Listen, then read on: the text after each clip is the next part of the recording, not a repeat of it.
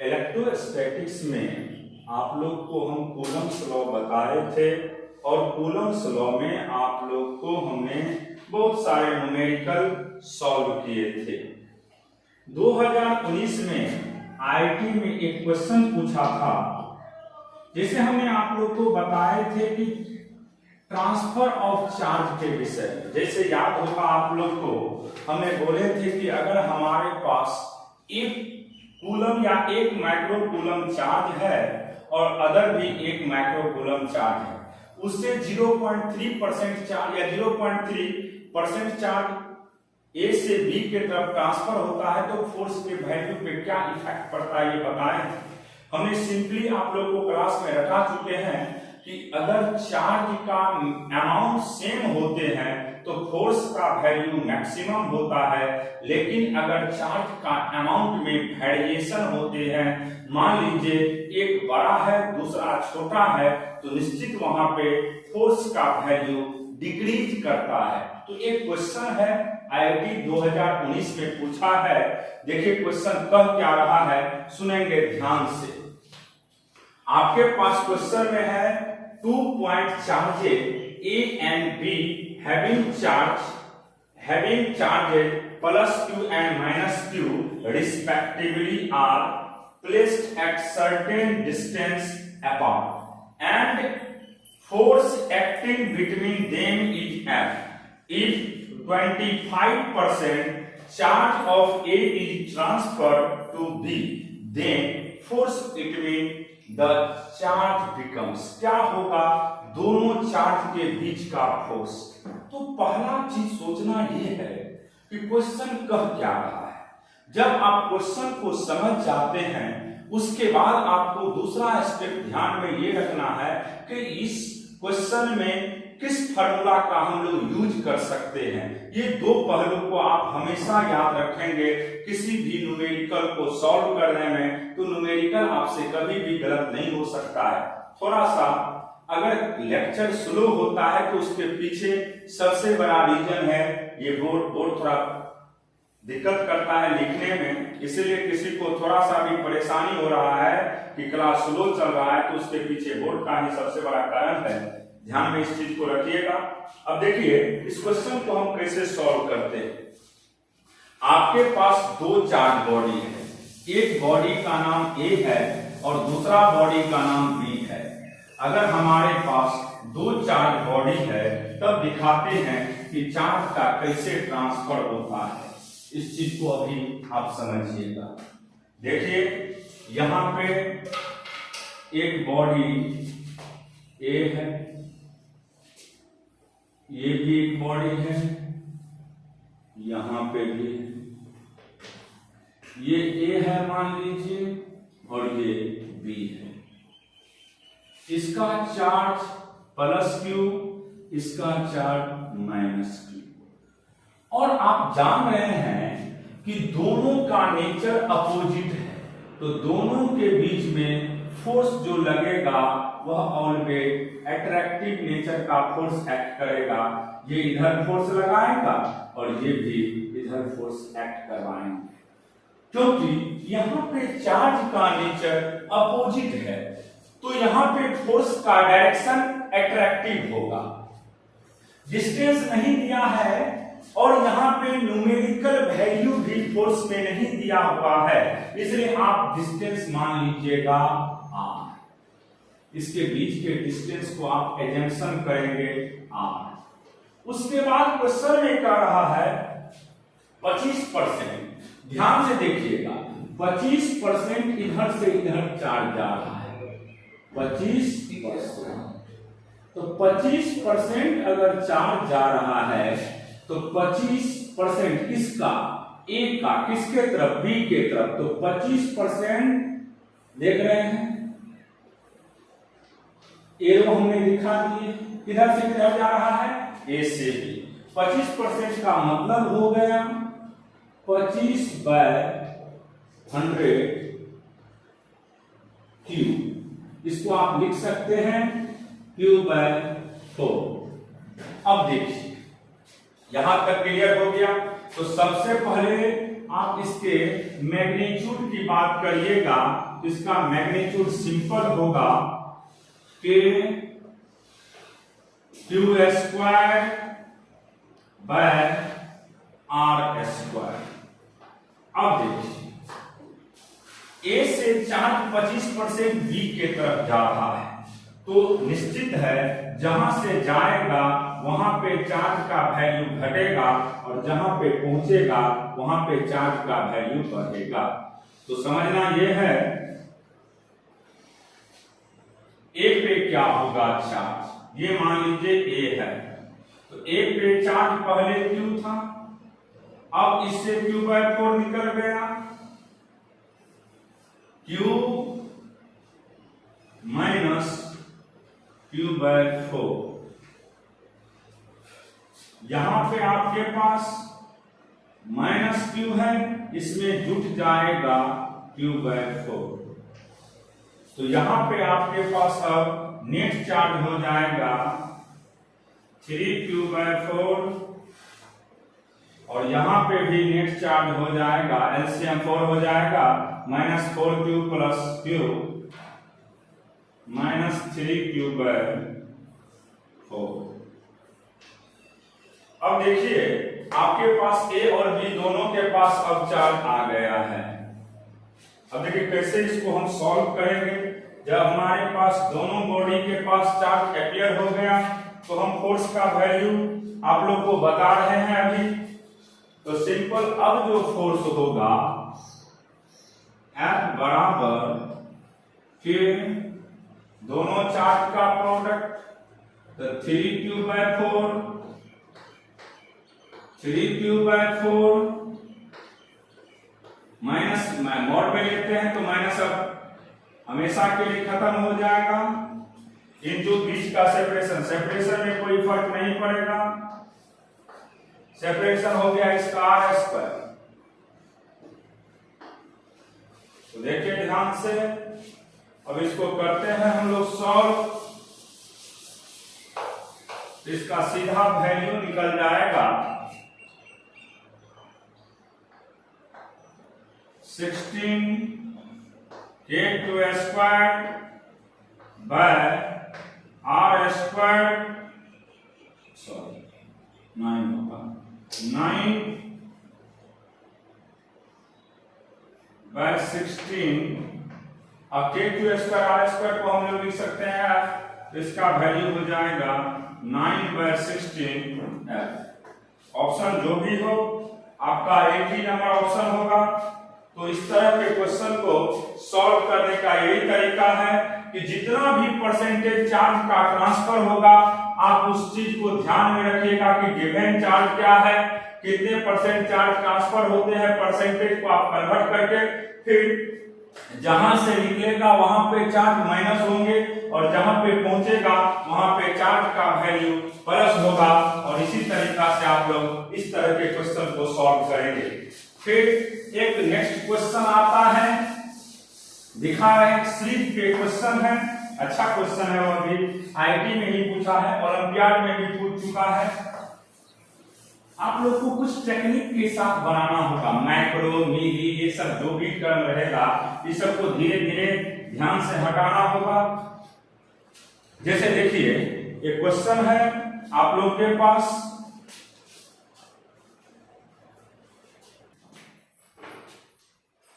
एक क्वेश्चन है, ये आपको नीट में रिपीट कर सकता है क्वेश्चन, क्योंकि आईआईटी में 2 दफा पूछा है, ओलंपियाड में ये क्वेश्चन पूछ चुका है और नीट में भी पूछा हुआ है। क्वेश्चन को समझना है, क्वेश्चन क्या कर रहा है। An infinite number of charges each of charge 1 microcoulomb. आपको चार्ज का वैल्यू 1 माइक्रोकूलम दिया हुआ है, are placed on the x axis.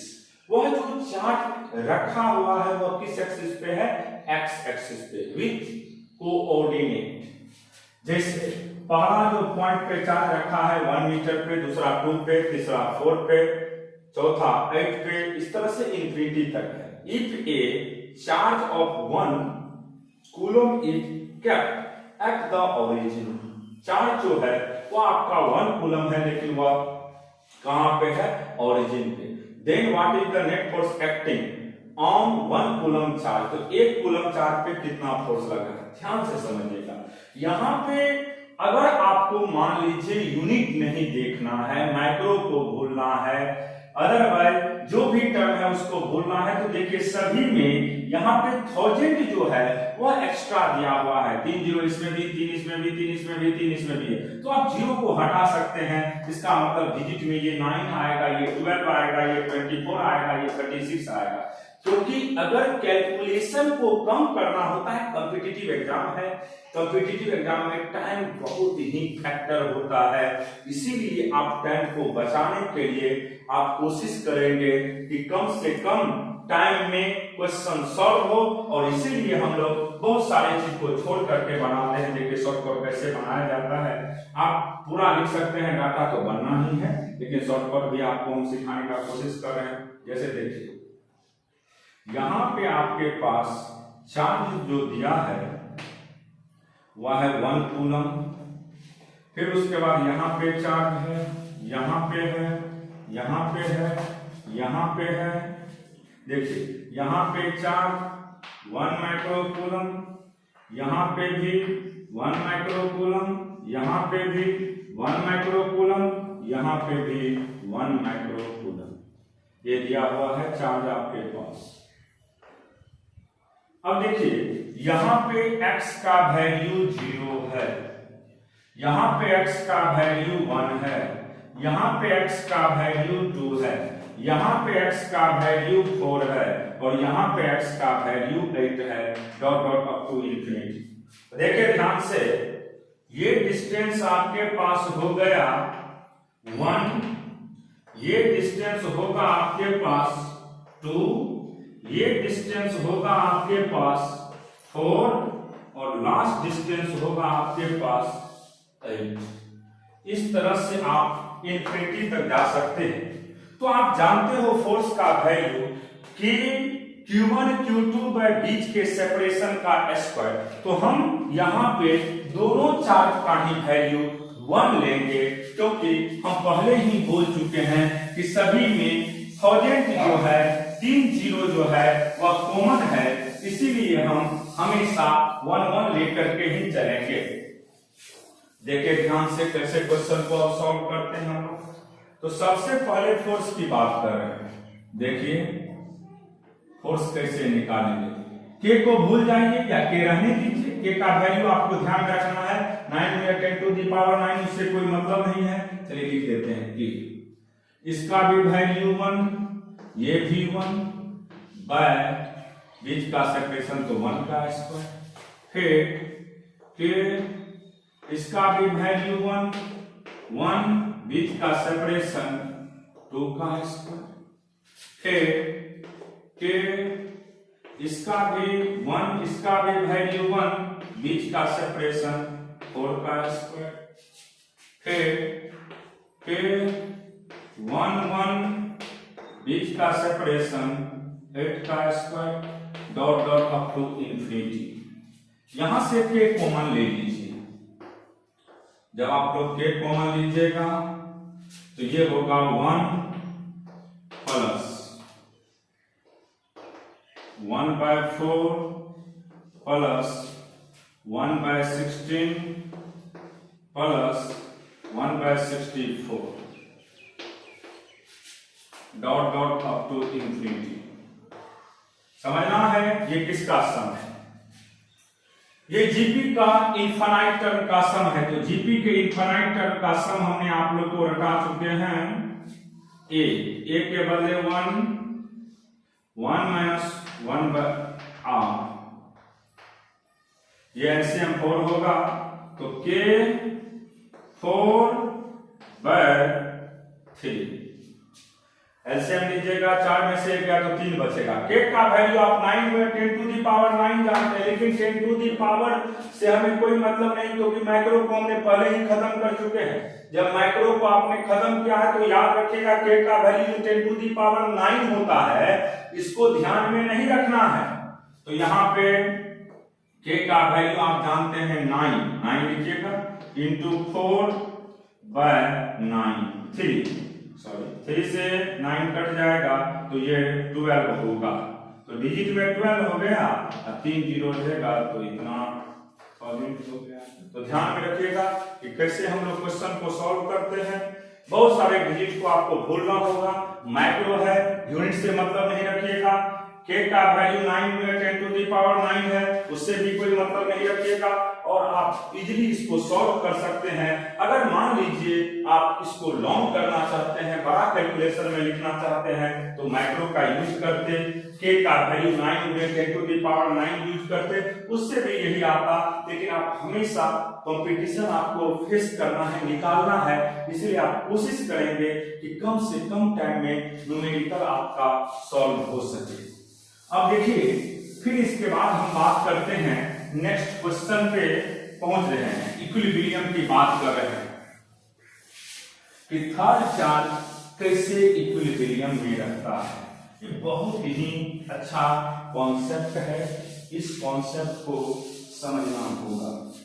जैसे अब हम बात करेंगे इसमें next point equilibrium.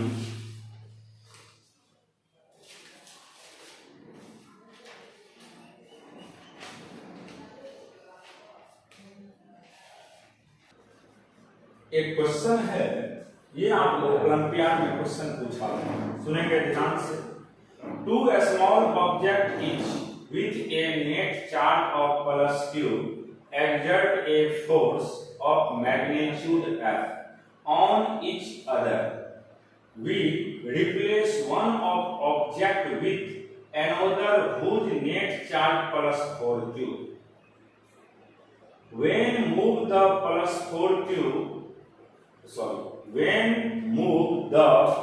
+q and 4q charges to be 3 times as far apart as they were, what is the magnitude of the force on the +4q charge? Question क्या कर रहा है, इसको आपको समझना जरूरी है। आपके पास 2 स्मॉल ऑब्जेक्ट है with a net charge of +q exert a force of magnitude f. पहले आपके पास 2 चार्ज है,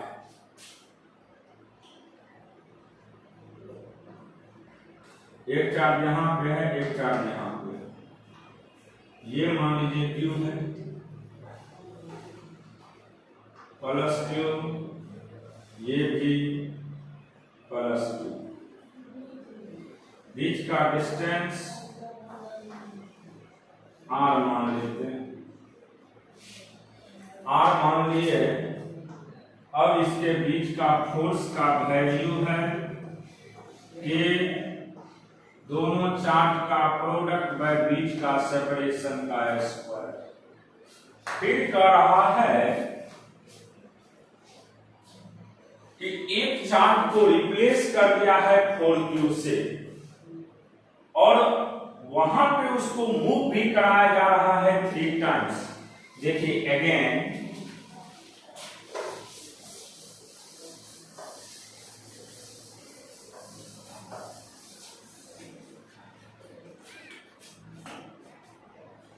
एक चार्ज आपका अभी भी q है और दूसरा चार्ज हो जाएगा 4q, लेकिन इसको रिमूव कराया जा रहा है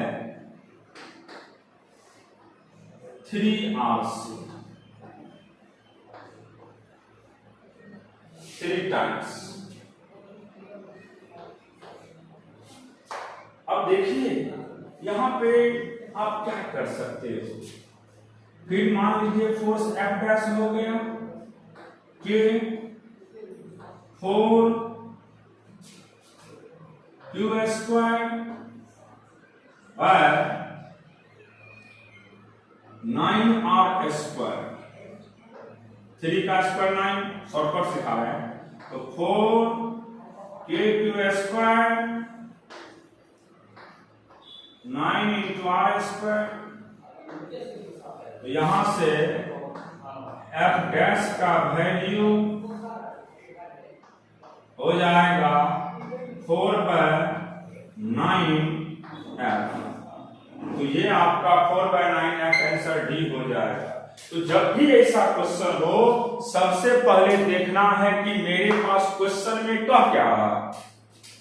तो यहाँ पे क्वेश्चन में दिया है कि आपके पास दो चार्ज है, दोनों QQ था, तो हम मान लिए बीच का फोर्स F है और बीच का डिस्टेंस R भी हमने मान लिए थे।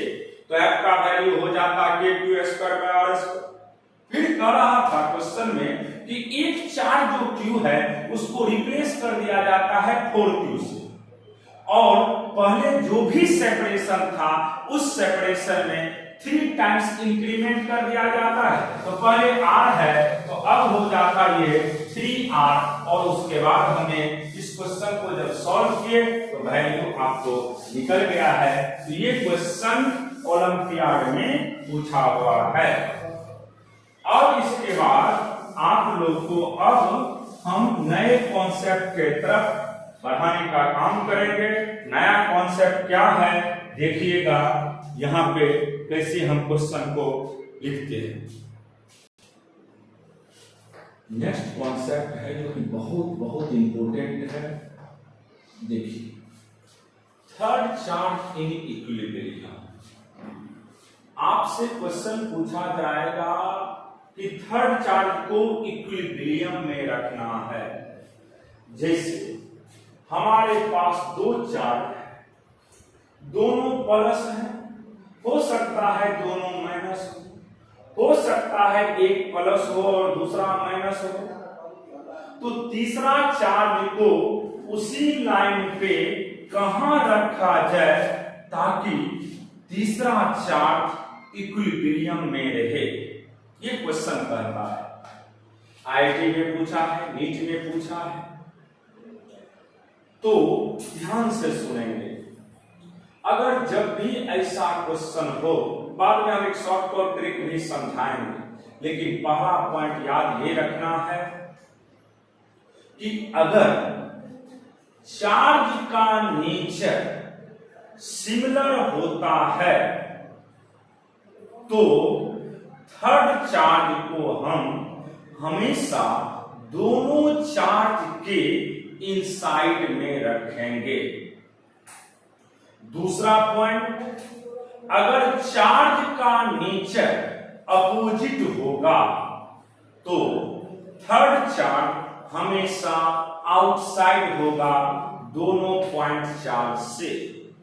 फिर अगर दोनों चार्ज का नेचर पॉजिटिव है या नेगेटिव है यानी सिमिलर है तो थर्ड चार्ज इनसाइड होगा। अब वह किसके नजदीक होगा ये क्वेश्चन होता है। तो जिसका मैग्नीट्यूड छोटा होता है थर्ड चार्ज उसी के नियर में होते हैं। उसी तरीका से अगर दोनों चार्ज का नेचर अपोजिट भी रहेगा तो थर्ड चार्ज आउटसाइड तो होंगे ही इक्विलिब्रियम के लिए, और किसके नजदीक होगा, जिसका मैग्नीट्यूड ऑलवेज स्मॉलर होगा। पॉइंट क्लियर हो गया। तो जैसे आपके पास यहां पे सिमिलर नेचर का चार्ज दिया हुआ है, एक प्लस Q है दूसरा प्लस 4Q है। तो देखिए इस तरह के क्वेश्चन को सॉल्व करने का तरीका हम समझा रहे हैं, कैसे सॉल्व करिएगा। एक चीज ये भी याद रखिएगा कि थर्ड चार्ज का नेचर कुछ भी हो सकता है, प्लस में भी हो सकता है, माइनस में भी हो सकता है, वह नेचर पे डिपेंड नहीं करेगा।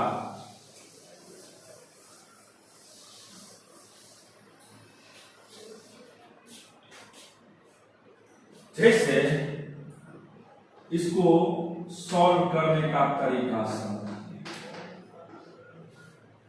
आपके पास दो चार्ज है, एक प्लस Q दूसरा प्लस 4Q। मन में उठेगा तीसरा चार्ज क्यों नहीं यहां रखे। बहुत बच्चे ऐसे सोचने लगते हैं कि दोनों का नेचर प्लस है तो हम यहां माइनस दे देते हैं। चलिए माइनस दे के दिखाते हैं। मान लीजिए ये तीसरा चार्ज है, इसको थर्ड मान लेते हैं। इसका नेचर प्लस है, इसका नेचर माइनस है, तो ये क्या करेगा बाबू, इसका नेचर प्लस है और इसका, तो ये अपने तरफ अट्रैक्ट करेगा। इसका नेचर भी प्लस और इसका नेचर भी माइनस, तो ये भी अपने तरफ अट्रैक्ट करेगा। क्या यहाँ पे दोनों फोर्स F31 और F32 एक ही डायरेक्शन में है? क्या नेट फोर्स 0 हो सकता है? कभी भी नहीं।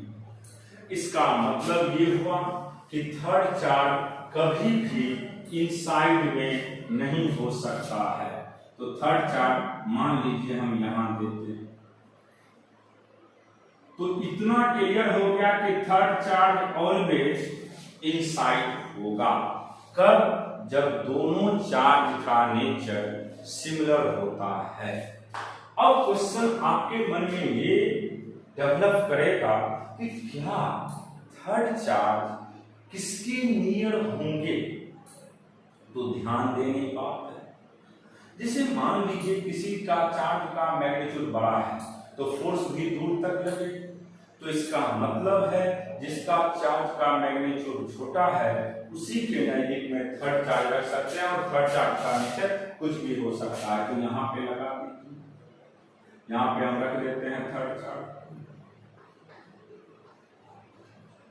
अब मान लीजिए ये डिस्टेंस आपका L है, 1 और 2 के बीच का डिस्टेंस L, ये डिस्टेंस मान लेते हैं x है।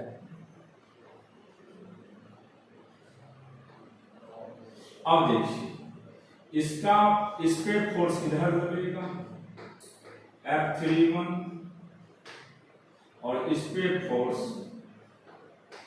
इधर लगेगा F32। अब समझना ये है कि इस बीच का डिस्टेंस क्या होगा, तो L माइनस एक्स होगा, क्योंकि टोटल आपका L है, ये x है, तो बचा हुआ डिस्टेंस L माइनस एक्स होगा। एट इक्विलिब्रियम F31 बराबर F32, तो इसको लिख सकते हैं हम लोग कि दोनों चार्ज का प्रोडक्ट बीच के सेपरेशन का स्क्वायर के दोनों चार्ज का प्रोडक्ट बीच के सेपरेशन का square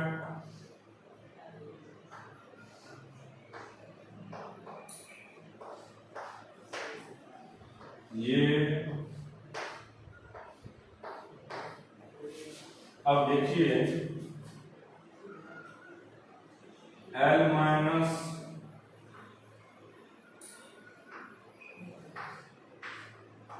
whole square by x square बराबर 4 L minus x by x बराबर 2, यहां से L माइनस एक्स बराबर 2x, यहां से L बराबर 3x, x का वैल्यू हो गया L/3। तो ये हो गया डिस्टेंस फ्रॉम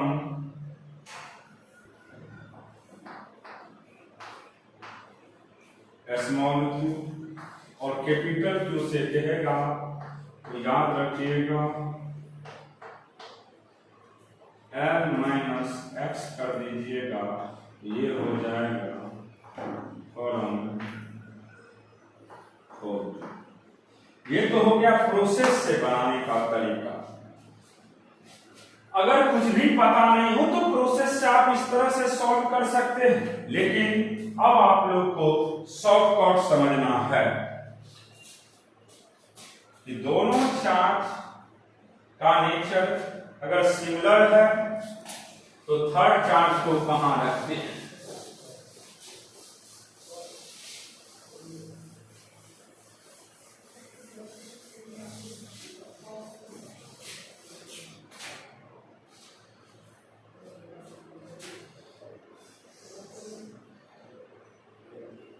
या तो दोनों प्लस हो, फिर क्या रखना है,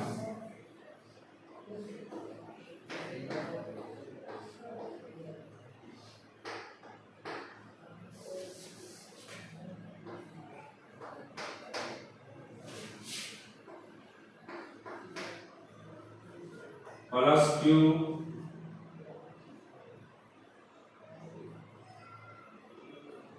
या तो ये दोनों प्लस प्लस हो,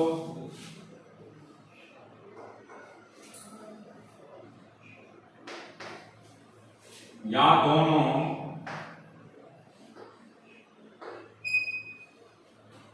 दोनों या तो प्लस प्लस हो या दोनों माइनस माइनस हो।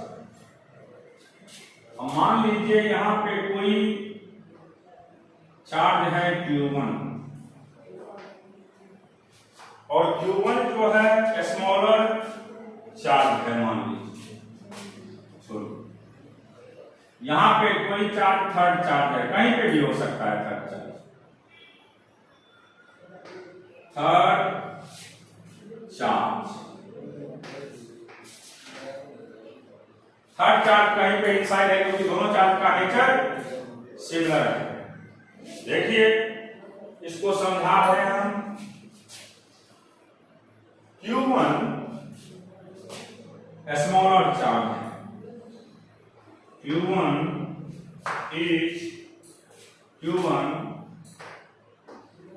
Smaller charge. Q1 कौन सा चार्ज है बाबू? Smaller charge.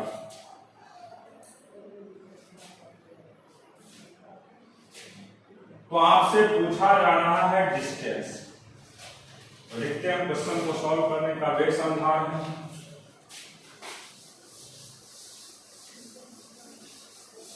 शॉर्टकट ट्रिक है ये। Distance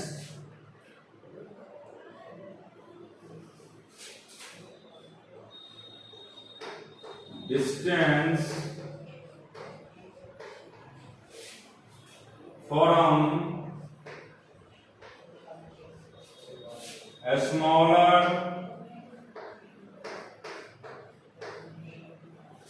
charge where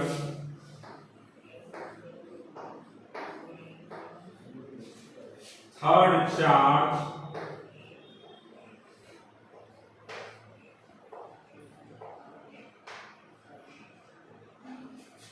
is in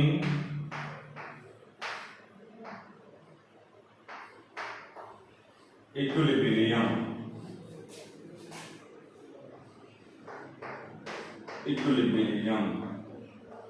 तो इसका शॉर्टकट फार्मूला होता है, मान लो वह डिस्टेंस x है, x का वैल्यू होगा अंडर रूट स्मॉलर चार्ज का magnitude by under root Q1 Q2 by बीच का सेपरेशन। ये इसका जनरल फार्मूला होता है। तो जब भी आपको इस तरह के क्वेश्चन में डिस्टेंस की बात करेगा तो याद रखिएगा स्मॉलर से जो डिस्टेंस का वैल्यू होता है under root Q1 by under root Q1 plus under root Q2 into L। जैसे ये ट्रिक है कि अगर ध्यान ये रखना है कि Q1 यहाँ पे स्मॉलर मैग्नीट्यूड की चार्ज है, ध्यान में ये रखना है कि Q1 जो है वह स्मॉलर मैग्नीट्यूड का चार्ज है। अगर चार्ज का नेचर प्लस हो या माइनस हो इससे मतलब नहीं है। जैसे एक क्वेश्चन आपको इसी पे दे रहे हैं, मान लीजिए आपके पास अभी भी दो चार्ज है,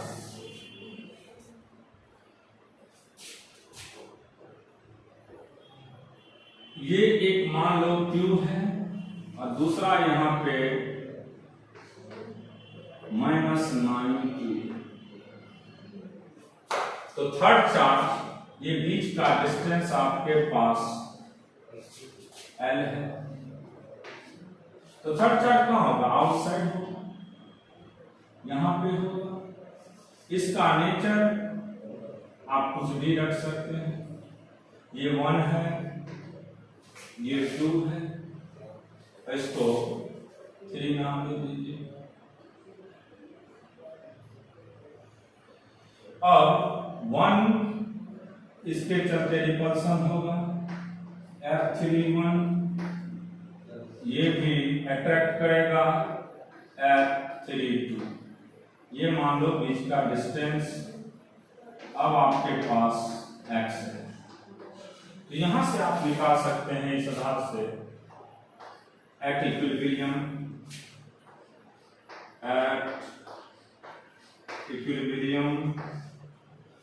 F31 F32 यहां से के दोनों चार्ज का प्रोडक्ट प्लस और माइनस से इंडिकेट करता है डायरेक्शन को। एक्स स्क्वायर बराबर के 9 capital Q small Q L plus x का होल स्क्वायर। ये डिस्टेंस एल प्लस एक्स का होल स्क्वायर होगा। ये कैंसिल। यहां से हम लोग लिख सकते हैं एल प्लस एक्स का whole square upon x square बराबर 9।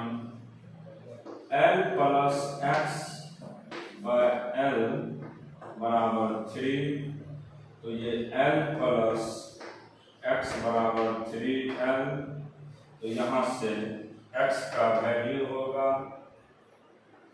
2l। तो आपको Q से हो गया, ये किससे हो गया फॉर्म,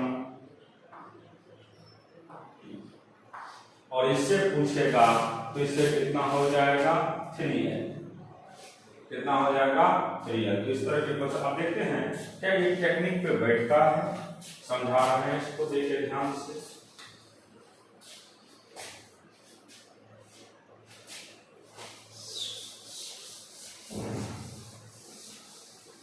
जैसे x की बात करेंगे, ये सीधा हो जाता √q by √q plus √9q into l, तो ये हो जाएगा q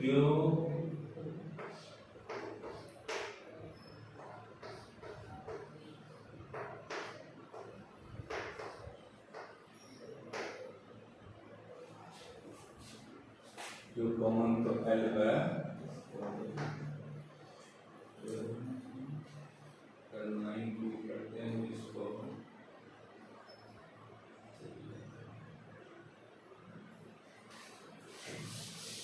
तो ये सिर्फ टेक्निक था आपका, वह इनसाइड के लिए था, आउटसाइड के लिए अलग तरीका से सोचना होता है। तो हम अभी देख रहे थे कि जब भी इस तरह का क्वेश्चन होता है तो बनाने का एक ही वे है कि आप देख लीजिएगा कि चार्ज का नेचर कैसा है। अगर चार्ज का नेचर सिमिलर होगा तो इक्विलिब्रियम जो पोजीशन होगा जहां पे थर्ड चार्ज की बात करेंगे, थर्ड चार्ज हमेशा नेचर सिमिलर तो इनसाइड, नेचर डिसिमिलर तो आउटसाइड। नेचर सिमिलर तो इनसाइड और नेचर डिसिमिलर तो ये हो जाएगा आउटसाइड।